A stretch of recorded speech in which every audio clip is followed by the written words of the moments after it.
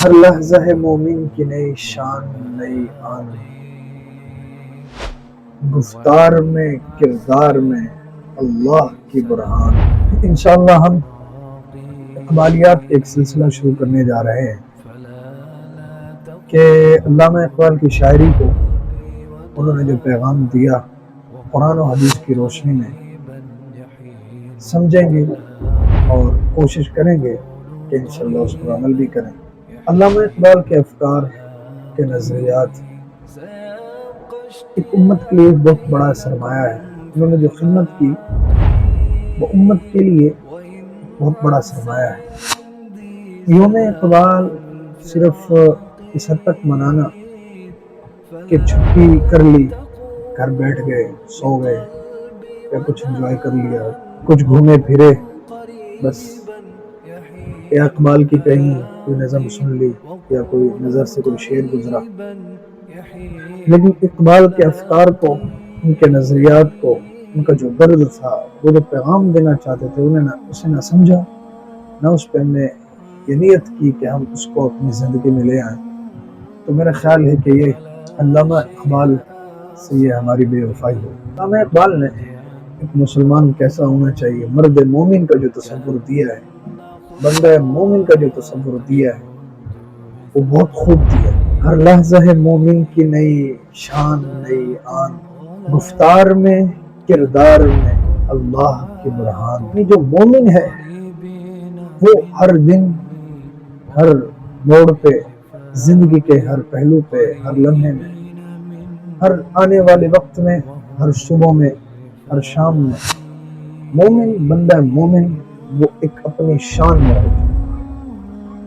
وہ کبھی ترقیوں کی عروج پہ ہوتا ہے، کبھی وہ افکار، نظریات اور ہر لحاظ سے ایک انوکھی ہی شان رکھتا ہے۔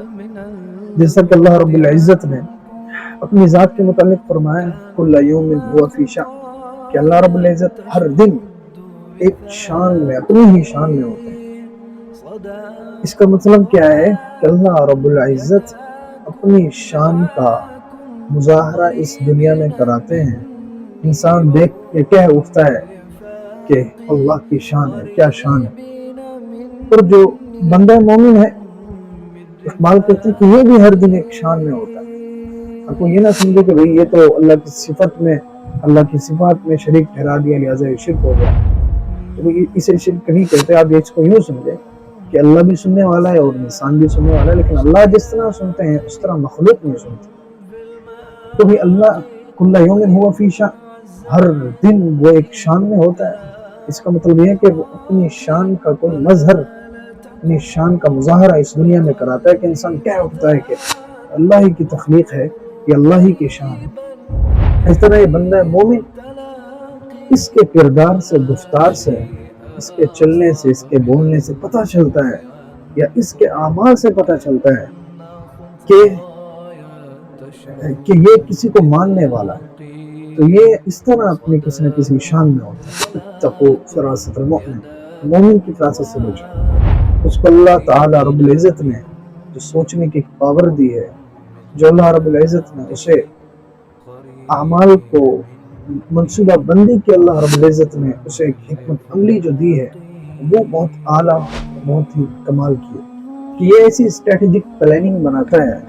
آپ دیکھ لیں ابھی بھی وہاں جو مسلمان اس وقت میدان جنگ میں ہیں، انہوں نے اس قدر خوب انداز میں کافروں کو ڈھیر کیا ہے۔ گفتار میں کردار میں اللہ کی برہان۔ گفتار یعنی بات کرتا ہے تو توحید بیان کرتا ہے، قرآن پڑھتا ہے، بات کرتا ہے تو نبی کی بات کرتا ہے، بات کرتا ہے تو حق کی بات کرتا ہے، بولتا ہے تو یہ اللہ کا کلام بولتا ہے۔ اس کے کلام کی قوت ایسی ہوتی ہے کہ دشمن کا دل پھٹ پڑتا ہے، کافر کا دل پھٹ پڑتا ہے، اس پہ لرزہ طاری ہو جاتا ہے۔ اور اپنوں کے ساتھ اس قدر پیار، محبت اور نرمی سے بولتا ہے، اور اپنوں کے لیے اس کی جو گفتار ہے، وہ اس کی جو بات کرنا ہے، اس کے جو زبان سے نکلے ہوئے، منہ سے نکلے ہوئے بول ہیں، وہ اپنوں کے لیے پھول کی مانند ہوتے ہیں۔ اور کردار اس کا ایسا ہوتا ہے کہ اس کے کردار میں نبی والے اخلاق ہوتے ہیں. بندہ مومن جو ہو اس میں نبی والے اخلاق ہوتے ہیں کہ انسان دیکھے تو انسان کہہ اٹھے کہ یہ بندہ مومن ہے اور یہ ایک اللہ کو ماننے والا ہے. لہٰذا اس سے انسان اللہ کو سمجھ رہا ہے. اس انسان سے، اس بندہ مومن سے اللہ کی سمجھ میں آتی ہے کہ یہ جس کو مان رہا ہے وہ ہستی کیسی ہوگی. تو اللہ کے برہان ہے، یہ دلیل بن جاتا ہے انسان اسے دیکھ کے. کافر اس بندہ مومن کو کافر دیکھ کے وہ بھی کہہ اٹھتا ہے کہ یہ جس کو ماننے والا ہوگا وہ کتنا عظیم ہوگا. کہ جب یہ بندہ مومن کتنا عالی شان ہے، یہ اتنا عظیم ہے، اس کی گفتار بات کرنا بھی کمال، اور اس کا کریکٹر اور اس کا کردار بھی کمال. اس کا کردار ایسا ہے کہ یہ کسی کو نقصان نہیں پہنچاتا، کسی کو تکلیف نہیں پہنچاتا. نبی نے فرمایا المسلم من سلم المسلمون من لسانہ ویدہ، کہ اس کے زبان سے بھی دوسرے مسلمان محفوظ رہتے ہیں اور اس کے ہاتھ سے بھی دوسرے مسلمان محفوظ رہتے ہیں. تو یہ ہے بندہ مومن. میدان جنگ میں اترتا ہے تو یہ سب بے خوف و خطر لڑتا ہے دشمن سے، کافر سے ایسا بے خوف و خطر لڑتا ہے. اگر موت آئی تو وہ شہادت ہوگی اور بچ گئے تو غازی ہوں گے. تو یہ اس جذبے سے لڑتا ہے اور اس شوق سے لڑتا ہے کہ انسان کہہ اٹھتا ہے کہ یہ جس ذات کو ماننے والا ہے وہ بڑی عالی شان ہو. قہاری و غفاری و قدوسی و جبروت، یہ چار عناصر ہوں تو بنتا ہے مسلمان. علماء اقبال فرماتے ہیں کہ چار عناصر، چار چیزیں ہوں. پہلی قہاری، کہ بندہ مومن قہر والا ہو، دبدبے والا، روب والا ہو، کہ دشمن پہ اس کا روب بہت پڑتا ہے، اس کا قہر خوب پڑتا ہے. اور دوسری بات کیا ہے؟ غفاری.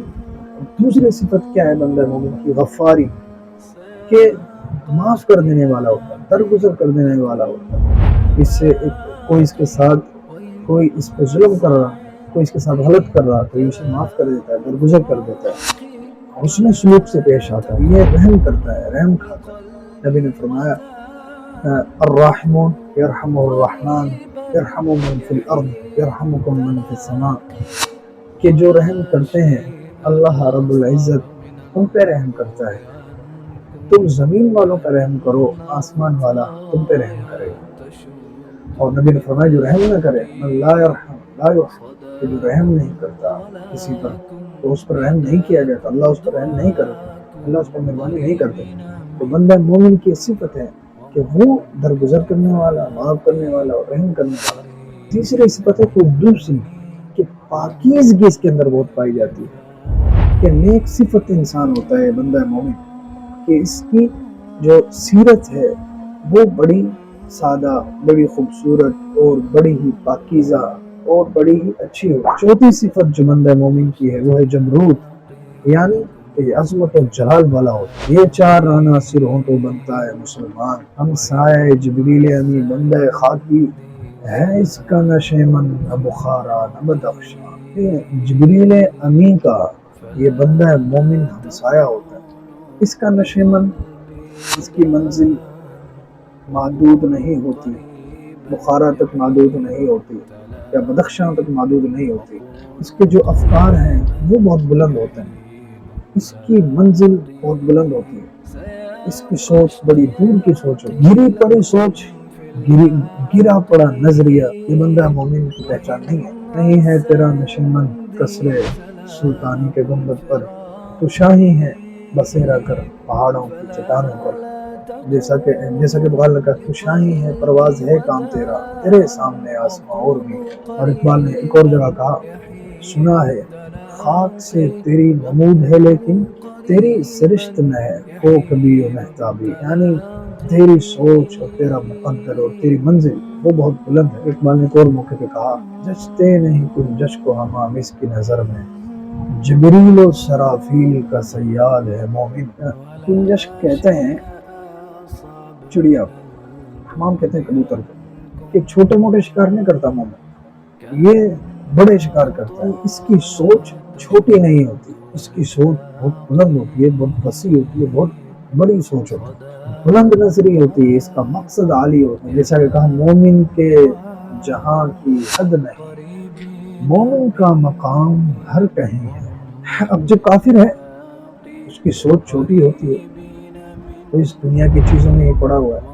کافر کی یہ پہچان کے آفاق میں گم ہے، مومن کی یہ پہچان کے گم اس میں ہے آفاق، کہ ساری دنیا اس کے اندر ساری دنیا اس کے اندر سما جائے، یہ ہے بندہ مومن. ایسا ہوتا ہے. لیکن کافر کیا ہے، وہ دنیا کی چیزوں میں انہی کے اندر گھسا ہوا، انہی کے اندر پڑا ہوا، انہی میں اس کی چھوٹی سوچ اور اسی کے اندر اس کی سوچ اور افکار اور نظریات کا ایک دائرہ کار ہے، اسے باہر نہیں نکل سکتا. لیکن بندہ مومن اس کا تعلق تو افلاک سے ہے، افلاک سے ہے اس کی حریفانہ کشاکش. خاکی ہے مگر خاک سے آزاد ہے مومن، خاکی ہے خاک سے بنا ہے، مگر اس کی سوچ وہ خاک و مٹی پہ گری پڑی سوچ نہیں ہے. یہ سوچتا بہت بلند ہے، اس کا تعلق آفاق سے ہے، اس ذات عالی سے، اس بلند ذات سے ہے، اس اللہ رب العزت. اس کا ڈائریکٹ کنیکشن ہے کہ جو کام کرتا ہے اللہ کو پکار کے کرتا ہے، اللہ کا نام لے کے کرتا ہے، اللہ کی مدد کو شامل حال کر کے پھر اس کام کی ابتدا کرتا ہے.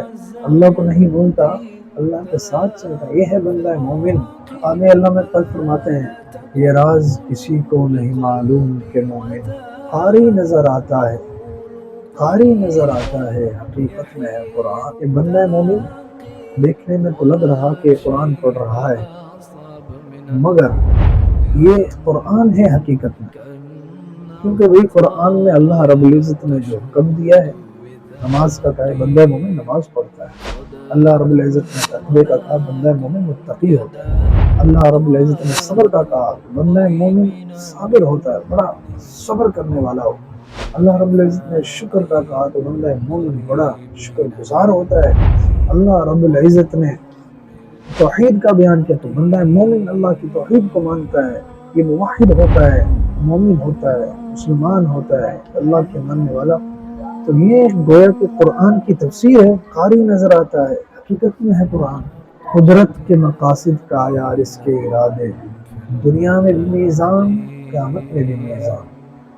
یعنی جو اللہ نے مقصد بتایا بندہ مومن کا وہ مقصد ہوتا ہے. مقصد خدا مقصد مومن دنیا میں بھی میزان ہے، یعنی راہ مستقیم پہ چلنے والا ہے، حق و باطل کا امتیاز کرنے والا ہے. تمہیں دیکھنا ہو کہ حق کس طرف ہے تو بندہ مومن جس طرف ہو وہ حق ہے. تمہیں دیکھنا ہو کہ کفر باطل کس طرف ہے تو بندہ مومن جس کے مخالف ہو تو وہ مخالف کیا ہے تو وہ مخالف وہ باطل ہے، وہ کفر ہے. جو مخالف ہے وہ ہے باطل. تو دنیا میں بھی یہ میزان ہے، قیامت میں بھی یہ میزان ہوگا کہ جس کے اعمال بندہ مومن کی طرح کے ہوں گے وہ کامیاب ہوگا. اور یہ تمام صفات جو بطریق اولا اور اتم درجے سے پائی جاتی تھی وہ نبی اکرم صلی اللہ علیہ وسلم کے بعد ان کے صحابہ میں پائی جاتی. آگے اللہ میں پل فرماتے ہیں، جس سے جگر لالا میں ٹھنڈک ہو شبنم، درہموں کے دل جس سے دہل جائیں وہ طوفان. کہ بندہ مومن نرم مزاجی بھی بہت کمال درجے کی رکھتا ہے، لیکن اس کی نرم مزاجی مسلمانوں کے لیے ہوتی ہے. وَحَمَاءُ بَيْنَهُمْ کہ آپس میں تو بڑے ہی نرم اور بڑے ہی پیار سے رہتے ہیں اور بڑے ہی رحم دل ہیں ایک دوسرے کے لیے. لیکن کافر کے مقابلے میں اشداء علی الکفار، پھر یہ بڑے سخت ہوتے ہیں اور ان کا قہر، ان کا روب، ان کا زلزلہ وہ کفر کے سینے پہ، کافر کے سینے پہ لرز اٹھتا ہے، کافر کا دل پھٹ پڑتا ہے. تو یہ اپنوں کے لیے، مسلمانوں کے لیے، مومنوں کے لیے رحم، بڑے رحم دل ہے. بندہ مومن ایسا ہوتا ہے کہ رحم دل ہوتا ہے، نرم مزاج ہوتا ہے. لیکن کافر کے سامنے اگر اس کا مقابلہ ہو جائے، میدان جنگ میں اترے اور کافر سامنے ہو تو پھر اس کے لیے اس کی تلوار ہوتی ہے اور پھر اس کا غضب اس کو اترتا ہے اور اسے چھیر پھاڑ کے رکھ دیتا ہے. سب اقبال نے ایک اور موقع پہ کہا، وہ حلقہ یاراں تو بریشم کی طرح نر، رزم حق و باطل ہو تو فولاد ہے مومن. کہ جب مسلمان ہوں تو ان کے درمیان بڑا ہی رحم دل ہے، ریشم کی طرح نرم ہے، مگر حق اور باطل کی جنگ ہو تو پھر فولاد ہے وہ. آگ تکبیر کی سینے زبی رکھتے ہیں، زندگی مثل بلال حبشی رکھتے ہیں. فطرت کا سرود ازلی اس کے شب و روز، آہنگ میں اکتا صفت سورہ رحمان. بندہ مومن کی زندگی فطرت کے مطابق ہوتی ہے. فطرت کا نغمہ بندہ مومن کی زندگی ہوتی ہے کہ جیسا سورہ رحمان میں اللہ رب العزت نے ایک ہم آہنگی سے ایک تسلسل سے بڑے ہی خوبصورت انداز میں اللہ رب العزت نے ہم آواز الفاظ پہ آیتوں کو ختم کیا ہے. الرحمن علم القرآن خلق الانسان علم البیان. ایک ترتیب سے بہت ہی خوبصورت انداز میں جس میں اللہ تعالیٰ نے ان آیتوں کو پرویا ہے. اسی طرح فطرت سے بھی ہم آہنگ ہوتا ہے, فطرت کے عین مطابق ہوتا ہے, اور جس طرح فطرتی دلکش مناظر ہوں اس طرح خوبصورتی ہوتی ہے, اسی طرح اس بندہ مومن میں خوبصورتی پائی جاتی ہے, اس کے اعمال میں خوبصورتی پائی جاتی ہے, اس کے کردار میں اس طرح خوبصورتی پائی جاتی ہے. یہ جو کام کرتا ہے وہ بڑے منظم طریقے سے کرتا ہے, ہر کام کو فطرت کے مطابق بڑا ہی خوب اور بہت ہی پیارا کرتا ہے. یہ بندہ ہے. آگے علامہ اقبال اپنی شاعری کے متعلق فرماتے ہیں کہ علامہ اقبال کے جو اشعار ہیں ان میں بہت پیغام پنہا ہے. بنتے ہیں میری کارگاہ فکر میں انجم, لے اپنے مقدر کے ستارے کو پہچان. کارگاہ فکر, کارگاہ کہتے ہیں کارخانے کو, اور فکر علامہ اقبال کی افکار سوچ. انجم ستارے کو کہتے ہیں, اس سے مراد شاعری ہے, اشعار ہے کہ میری سوچ و بچار, میرے افکار کے جو کارخانہ ہے, یعنی میرے افکار جو ہیں ان سے جب میں شہر کہتا ہوں, ان سے جب ستارے نکلتے ہیں, وہ روشن ستارے نکلتے ہیں, پھوٹتے ہیں, یعنی میری وہ ہدایت والی شاعری پھوٹتی ہے, میرے وہ اشعار نکلتے ہیں.